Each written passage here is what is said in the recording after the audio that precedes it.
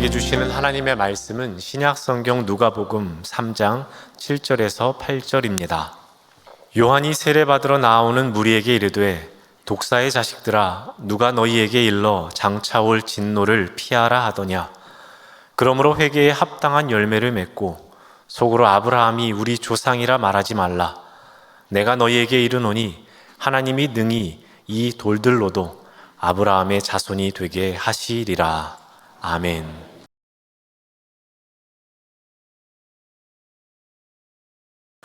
우리는 살아갈 때 나름 신념을 갖고 살아갑니다. 그리고 자신만이 갖고 있는 확신이 있기도 합니다. 그런데 문제는 이 신념과 확신이 우리가 하나님께 가까이 나아가는데 방해를 하지 않으면 전혀 문제가 없습니다. 그런데 때로는 우리가 갖고 있는 이 신념이나 확신이 우리가 하나님께로 나아가는데 가로막는 역할을 할 때가 있습니다. 그것이 무엇인지 잘 모르지만, 그것이 숨겨져 있지만 그것으로 인해서 하나님께로 나아가지 못하는 것, 이것을 숨겨진 우상이라고 명명하겠습니다. 자, 이런 전제를 갖고서 오늘 한번 말씀을 살펴보겠습니다. 오늘 본문에 이와 같은 숨겨진 우상으로 인해 하나님께 나아갈 수 없었던 사람들의 이야기가 나옵니다. 세례 요한이 나옵니다. 세례 요한에게는 맡겨진 임무가 있었습니다. 그는 오랫동안 기다려왔던 메시아를 준비하는 일, 그 일이 세례 요한에게 맡겨진 소명이었습니다. 그래서 사람들에게 외칩니다. 마지막 심판의 날이 임했다고, 그러니 회개하라고, 그리고 나와서 회개의 세례를 받으라고 외칩니다. 우리가 생각하면 그러면 더 많은 사람들이 나와서 회개의 세례를 받는 것이 당연한 것 아니겠습니까? 근데 오늘 본문을 보면은 그 사람들을 분별하여 일부를 막고 있습니다. 오늘 본문 7절 말씀을 다시 봅니다. 요한이 세례를 받으러 나오는 무리에게 이르되 독사의 자식들아 누가 너희에게 일러 장차 올 진노를 피하라 하더냐. 요한은 왜 세례를 받으러 나오는 무리에게 욕설을 퍼부으며 접근 금지를 시켰을까요?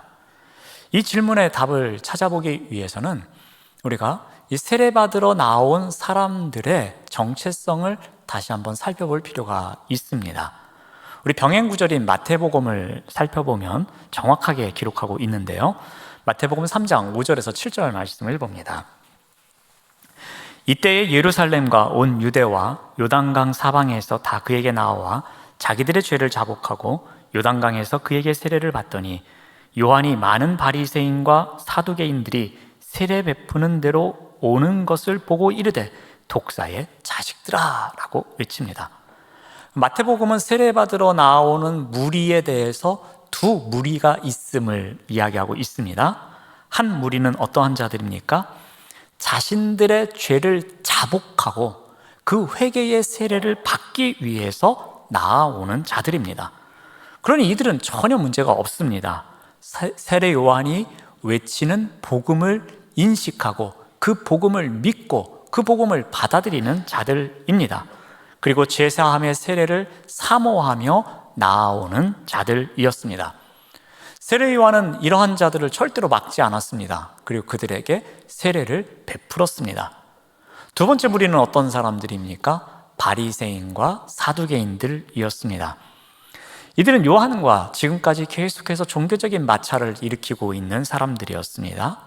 바리새인들은 우선순위가 율법이었습니다. 율법을 만들고 율법을 엄격하게 지키고 율법을 엄격하게 가르치는 자들이었습니다. 그러므로 그들에게 입장에서는 회개의 세례는 필요가 없었던 것입니다. 그래서 계속해서 마찰을 일으킵니다. 사두개인들은 현실주의자들이었습니다. 종말론적 메시지를 전하는 세례자 요한의 이야기가 그들의 귀에 들려올 수가 없었습니다. 근본적으로 어울릴 수 없는 사람들이었습니다. 자, 그런데 이들이 세례 요한에게 나옵니다. 자, 그렇다면 한 가지 질문이 더 생깁니다. 아무리 이렇게 종교적인 차이점이 있을지라도 가치관의 차이가 있을지라도, 신념의 차이가 있을지라도 그래도 세례를 받겠다고 나오는데 독사의 자식들아 하면서 욕설을 퍼부으면서 너희들을 위해서는 내가 세례를 베풀 수 없다라고 말하는 것이 과연 이해가 되는가입니다. 그렇게까지 할 필요가 있을까? 그렇다면 그 이유가 무엇일까입니다. 도대체 세례 요한은 무엇을 이야기하고 있는 것입니까? 오늘 본문 말씀인 8절에서 다음과 같이 이야기합니다. 그러므로 회개에 합당한 열매를 맺고 속으로 아브라함이 우리 조상이라 말하지 말라라고 합니다. 두 가지를 이야기합니다. 회개에 합당한 열매를 맺으라는 겁니다. 그러면 독사의 자식들아 라고 외치는 자들은 지금 회개에 합당한 열매를 맺고 있지 못한 자들입니다. 회개에 합당한 열매를 맺는다는 것은 어떤 의미이겠습니까? 여기 합당하다라는 단어가 갖고 있는 의미는 무엇과 동일한 무게를 갖다입니다. 그러니까 회개를 하였다는 증거, 거기에 어울리는 동일한 삶의 열매가 있어야 한다는 겁니다. 그런데 지금 온 이 한 무리는 전혀 그런 회개에 합당한, 회개에 동일한 삶으로 보여주는 열매가 없다는 이야기입니다. 그래서 그러한 자들에게 또다시 어떠한 이야기를 합니까? 아브라함이 우리 조상이라 말도 하지 말아라 라고 이야기를 합니다. 회개에 합당한 열매에 대한 이야기를 하고 나서 그 세례 이야기를 하는데 갑자기 조상 이야기를 꺼내고 있습니다. 지금 이 이야기를 듣고 있는 그 한 무리의 사람들이 이 조상의 이야기를 통해서 뭔가 특권의식을 갖고 있었던 것입니다. 그들은 지금 종교적으로 신분적으로 특권의식에 사로잡혀 있는 사람들이었습니다. 특히 아브라함의 후손이라는 특권의식이 그들에겐 강했습니다. 우리는 아브라함의 후손이기에 당신이 광야에서 외치고 있는 이 종말 이야기와는 전혀 상관이 없는 거요. 우리는 이미 아브라함의 자손이기에 구원을 받았소 라고 외치고 있는 자들이었습니다. 요한이 예수님의 길을 준비하던 시대에 이 바리새인들과 사두개인들은 그 사회의 집권층이었습니다. 그들은 늘 율법을 연구하고 그 율법을 가르치고 그 율법을 지키기 위해서 목숨을 거는 자들이었습니다. 하지만 그들 내면에 갖고 있는 이 신념 속에는 숨겨진 우상이 있었습니다. 그것이 무엇이었냐면 바로 아브라함이 우리의 조상이라는 특권의식이었습니다. 그 신념 하나만 있으면, 우리가 아브라함의 후손이라는 그 확고한 신념 하나만 있으면 현세에서도 내세에서도 아무 문제가 없다는 것입니다. 이 자격 하나면 구원은 따놓은 당상이라는 주장입니다.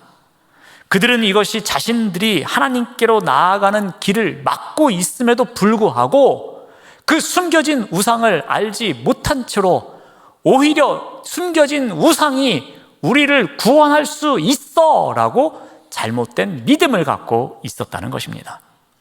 요한은 그래서 이러한 사람들에게 너희는 독사의 자식들이야 라고 외치고 있는 것입니다. 육적인 후손의 자부심 때문에 정작 중요한 것을 잊고 있는 그들을 향해서 외치고 있는 것입니다.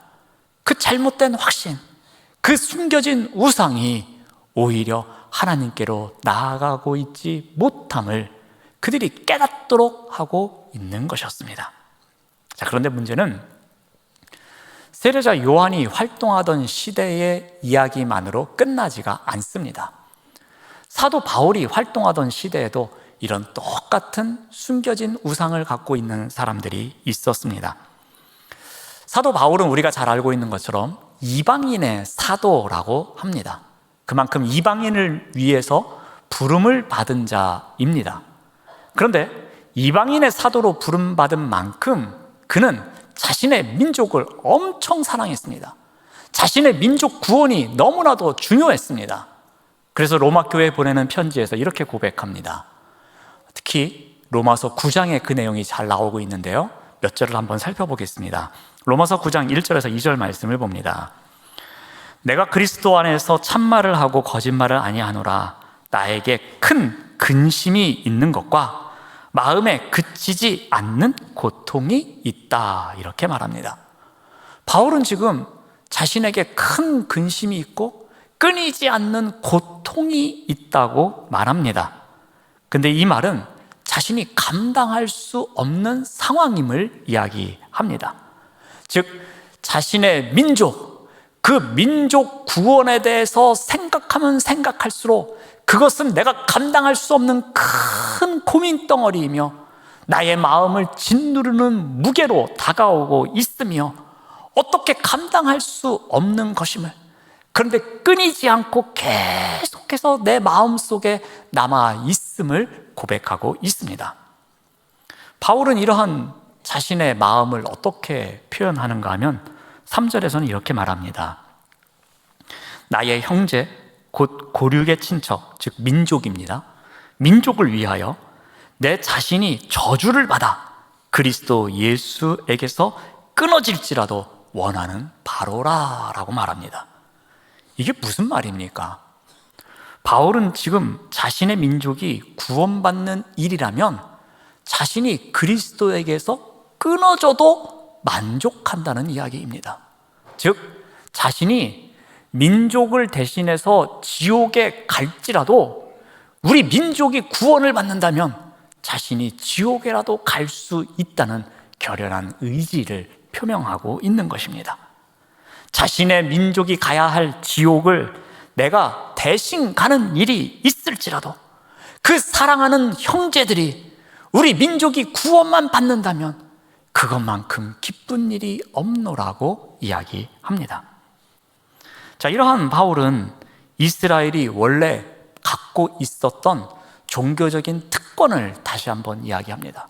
여러분, 우리 민족이 얼마나 많은 특권을 누리고 있는지 아십니까? 하면서 그 항목을 열거하는데요, 4절에서 5절을 이렇게 기록하고 있습니다. 그들은 이스라엘 사람이라 그들에게는 양자됨과 영광과 언약들과 율법을 세우신 것과 예배와 약속들이 있고 조상들도 그들의 것이요 육신으로 하면 그리스도가 그들에게서 나셨다라고 말합니다. 지금 이스라엘 민족이 갖고 있는 특권에 대해서 열거하고 있습니다. 그런데 그 특권이 뭐라고 합니까? 하나님께서 많은 민족 가운데서 어느 한 민족을 선택하셔서 자녀로 삼으셨다고 합니다. 그 이스라엘 민족을 양자로 삼으셨다고 기록하고 있습니다. 그런데 그 민족을 너무나 사랑하셔서 율법을 선물로 주셨습니다. 그리고 하나님과 교제하기 위해서 예배할 수 있는 특권도 주셨다고 합니다. 더 중요한 것은 그 민족의 혈통에서 이 세상을 구원할 메시아 그리스도가 오셨노라고 외치고 있습니다. 그러니 이 바울의 민족이 누리는 특권이 얼마나 위대하고 광대합니까? 그런데 반면에 지금 바울의 눈에 보이는 그 민족의 현주소는 어떠합니까? 오히려 오신 메시아를, 오신 그리스도를 인정하지 않고 십자가에 달아 못 박아 죽였습니다. 그러한 우를 범하고 있습니다. 그래서 사람들이 말합니다. 그러면 하나님께서 우리에게 약속하셨던 그 축복이 이제 끝나는 겁니까? 라고 질문합니다. 그래서 바울은 다음과 같이 답변합니다. 우리 6절에서 7절 말씀을 봅니다. 그러나 하나님의 말씀이 폐하여진 것 같지는 않다라고 말합니다. 그러면서 이스라엘에게서 난 그들이 다 이스라엘이 아니요 또한 아브라함의 씨가 다 그의 자녀가 아니다라고 말합니다. 분명히 그 언약이 깨어진 것은 아니라고 이야기합니다. 그 언약은 지금도 지켜지고 있다고 말합니다. 그런데 한 가지 전제가 있다는 것입니다. 그 전제 내용이 무엇입니까? 이스라엘에게서 난 그들이 다 이스라엘이 아니요. 이게 뭔 말입니까? 또 아브라함의 씨가 다 그의 자녀가 아니다라고 말합니다. 자, 이 표현을 쉽게 말씀드리면 이러합니다. 바울이 지금 어떠한 의미로 이러한 이야기를 하는가 하면은 그들이, 즉 이스라엘 민족이 특권을 받은 민족이 맞습니다. 앞에서 설명했듯이 자녀로 삼고 율법을 주시고 예배할 수 있는 특권을 주셨고 그리스도가 그 혈통에서 났습니다. 그러한 많은 특권을 누리는 민족입니다. 그런데 그러한 민족, 그러한 혈통일지라도 그 안에는 구원받지 못하는 자들이 나온다는 이야기입니다. 민족 구원이라는 하나님의 언약이 무효화되는 것은 아닙니다. 민족을 향한 구원의 약속은, 그 언약은 영원히 계속된다는 것입니다. 하지만 나는 아브라함의 후손이야, 그러니 나는 구원받았어 라고 외치는 그 특권의식은 잘못된 것임을 이야기하고 있는 것입니다. 그런 특권의식이 있을지라도 그 사람에게 구원을 향한 믿음이 없으면 구원받지 못함을 이야기하고 있습니다. 여러분, 이런 말이 나왔다는 것은 어떤 의미이겠습니까? 바울이 사역하고 있던 그 시대에도 아브라함의 후손이라는 특권의식만 있으면 구원받는다는 생각을 가진 사람들이 있었다는 것입니다. 아브라함의 후손이라는 잘못된 신념, 그래서 숨겨진 우상이 된 그것만 있으면 나는 모든 것이 다 문제없어 라고 하는 사람들이 있었다는 것입니다.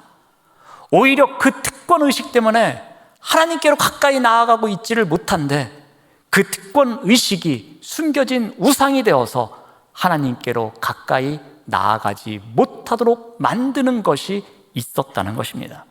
그런 관습에 빠진 사람들이 있어서 바울은 로마 교회에 보내는 편지에서 이와 같은 글을 기록하고 있습니다. 자, 그런데 숨겨진 우상은 세례 요한이 사역하던 때 그때로 끝나지 않았습니다. 그리고 사도 바울이 사역하던 그때에도 끝나지 않았습니다. 문제는 지금도 우리가 살아가고 있는 이 시대에도 우리의 문제로 다가와 있다는 것입니다. 자, 그렇다면 우리는 어떠한 숨겨진 우상을 갖고 살아가겠습니까? 하나의 예를 들어 보겠습니다. 우리의 마음을 두 종류의 마음으로 나눌 수 있다고 생각해 봅시다. 한 마음은 하나님을 향한 믿음의 마음입니다. 또 다른 하나는 하나님 이외의 것 또는 세상이라는 표현을 씁시다. 그 세상을 향한 믿음을 갖고 있는 마음입니다. 물론 다른 마음이 많이 있지만 하나님을 향한 믿음을 갖고 있는 마음, 그렇지 않은 것을 향하여 갖고 있는 믿음의 마음, 두 마음이 있다고 전제해 봅시다. 우리가 일상을 살아갈 때에는 이 두 마음이 별 차이가 나지를 않습니다. 이 두 마음이 적당히 충돌하면서 적당히 균형을 이루면서 적당히 평범한 일상을 살아가게 해 줍니다. 각자의 영역을 지키면서 살아가게 해 줍니다. 자, 그런데 일상이 흐트러지는 일이 생깁니다. 일상이 흔들리는 일이 생깁니다. 삶의 터전이 무너질 것 같은 일이 생깁니다. 그럴 때는 이 두 마음이 심하게 충돌하기 시작합니다. 그런 가운데 이 밸런스가 무너지면서 어느 한쪽으로 치우치게 됩니다. 우리가 하나님을 믿는 믿음이 있는 마음 쪽으로 더욱 간다면, 그래서 그쪽이 더 중하여진다면 그것은 별 문제가 없을 것입니다. 근데 반대의 경우가 생기는 경우가 많이 있다는 것입니다. 특별한 일이 생깁니다. 좋지 않은 일이 발생합니다. 우리를 우울하게 만드는 일이 있습니다. 모든 것이 무익해 보입니다. 공허한 마음이 듭니다. 예배에 왔는데 딴 생각만 듭니다. 그리고 왜 왔었는지 그 이유도 발견하지 못한 채 돌아갑니다. 이런 일들이 반복해서 일어납니다. 그런 가운데 내가 과연 하나님 앞에 나아갈 필요가 있을까 생각이 들기도 합니다. 어떤 다른 것을 찾기 시작합니다. 그래서 하나님을 향한 믿음의 마음보다 세상을 향한 믿음의 마음이 더 커지는 가운데 어느 한쪽으로 심하게 기우는 일이 생깁니다. 하나님 이외에 다른 무엇인가에 의지하는 마음으로 몸과 마음이 습관적으로 움직이기 시작합니다. 이러한 일이 반복되는 가운데 우리는 익숙해집니다. 더 편해집니다. 그래서 하나님에 대한 믿음의 마음을 완전히 내려놓게 되는 경우가 있습니다. 그렇다면 이 무엇인가가 우리로 하여금 하나님께로 나아가는 것을 방해하는 숨겨진 우상이 된다는 것입니다. 우리가 살아가는 어떤 순간이더라도 하나님에 대한 믿음의 마음을 갖고 살아가야 하는데 점점 다른 마음이 지배하기 시작합니다. 바로 이러한 것이 이 시대를 살아가는 우리의 숨겨진 우상이 되고 있다는 것입니다. 자, 그렇다면 이 숨겨진 우상에서 벗어나기 위해서 우리는 어떻게 해야 하는가입니다. 이 숨겨진 우상이 우리로 하여금 하나님께로 나아가는 것을 막지 못하도록 우리는 어떻게 해야 하는가입니다. 자, 먼저 이 숨겨진 우상을 분별할 수 있어야 합니다. 이 숨겨진 우상이 갖고 있는 특징은 말 그대로 숨겨져 있습니다. 그래서 분별하기가 어렵습니다. 이것이 과연 나로 하여금 하나님께로 나아가는 그 길을 막고 있는지 아닌지 분별하기 힘들 때가 있습니다. 마치 세례자 요한의 시대나 사도 바울의 시대에 그들이 외쳤던 그 특권, 내가 아브라함의 후손이기에 구원은 자동적으로 이루어지는 거야 라고 외쳤던 특권이 그들에게 숨겨진 우상이 되어서 오히려 하나님께로 가까이 나아가지 못하도록 했던 것처럼 우리에게도 그와 같은 것이 있다는 것입니다. 그것이 우리로 하여금 분별치 못하도록 숨겨진 우상이 될 때가 많이 있다는 것입니다. 그러므로 먼저 우리는 그 숨겨진 우상을 분별해야 하는 지혜가 필요합니다. 이 분별을 위해서는 꼭 던져야 하는 질문이 있습니다. 그것은 내가 무익하거나 내가 공허하거나 내가 하나님께로부터 멀어지고 싶은 마음이 들 때에 내가 어디로 향하는가입니다. 나의 마음과 나의 발걸음이 어디로 향하는가입니다.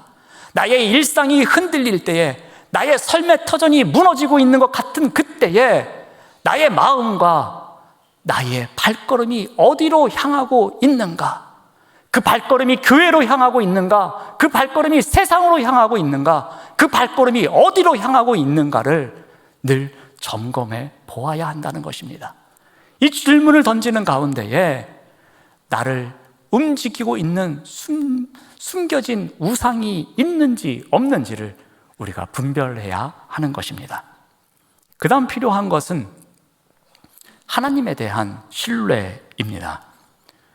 우리가 숨겨진 우상을 두고 있다는 것은 무엇을 의미합니까? 이것은 나의 지금 상황, 흔들리고 있는 상황, 일상과 다른 일이 일어났을 때 그 불안감을 대체할 수 있는 무언가가 있다는 것입니다. 이 일에 대해서 하나님이 주권자이시고 하나님께서 이 일에 대해서 전적으로 책임져 주실 것에 대한 신뢰가 없기에 오히려 불안감과 두려움이 다가오기에 그 불안감과 두려움을 떨쳐버릴 수 있는 그 무언가를 의지하는 숨겨진 믿음이 우리에게 생기는 법입니다. 그러므로 전적으로 우리의 주권자이신 하나님을 신뢰하는 일이 필요합니다. 내가 원하지 않는 어떠한 일이 발생할지라도 하나님에 대한 전적인 신뢰가 변하지 말아야 할 것입니다. 이러한 신뢰가 없다면 우리에게 숨겨진 우상에서 벗어날 수가 없습니다. 마지막 단계로 말씀으로 숨겨진 우상을 과감하게 떠나보낼 줄 알아야 합니다. 제가 대학 시절에 도서관에 가면 자주 목격하던 풍경이 있었습니다. 어느 한 선교단체의 형제였습니다. 그 형제는 이 세상의 지식이 자신의 마음을 압도하지 않기 위해서 애쓰는 삶을 살아갔습니다. 그래서 전공 공부를 하면 그 시간만큼 성경을 읽고자 노력을 했습니다. 전공 서적을 2시간 놓고서 공부를 하면 또 한 2시간 정도를 말씀을 읽으면서 그 균형을 잡고자 노력하는 형제였습니다. 세상 지식이 하나님의 말씀보다 앞서지 않게 하기 위해서 늘 애쓰는 삶을 제가 여러 번 목격했습니다. 물론 쉽지 않은 일입니다. 어떻게 보면 답답할 수도 있습니다.